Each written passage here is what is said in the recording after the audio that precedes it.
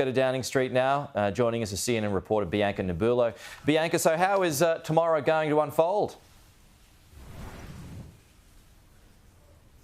Well, we have some details now. So we know that, first of all, Liz Truss is going to meet with her cabinet for the very last time at about 9 o'clock in the morning, local time. Then she will head to Buckingham Palace to visit King Charles III for his first prime ministerial switcheroo. She will go and give her official resignation.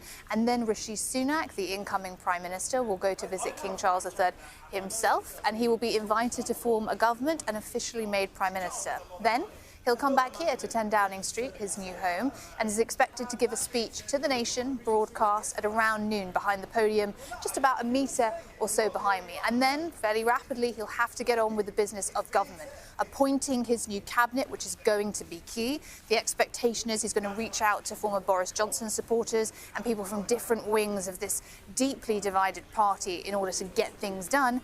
And in all likelihood, he'll start prepping, because Prime Minister's questions will happen the next day on Wednesday, and he'll really be judged and tested by that.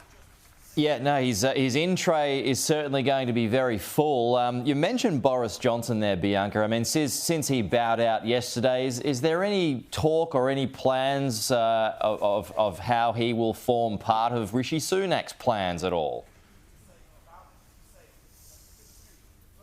Yes, well, Pete, in all discussions about the Conservative Party, there is that one blonde, bombastic former prime ministerial elephant in the room for all discussions.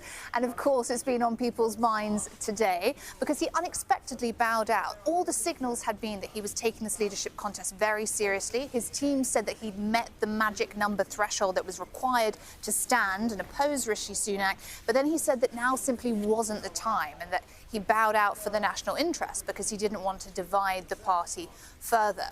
Now, I've been speaking to lawmakers within the Conservative Party this evening who've said that Rishi Sunak would be very wise to give Boris Johnson a big cabinet position, perhaps a return to his former position as Foreign Secretary, or another big job, because, as you know, if you allow big political bees just to sit in your backbenches, they more often than not can make a lot of trouble for you. Yeah. So there are those that are encouraging him to give Boris Johnson some kind of big responsibility, if you like.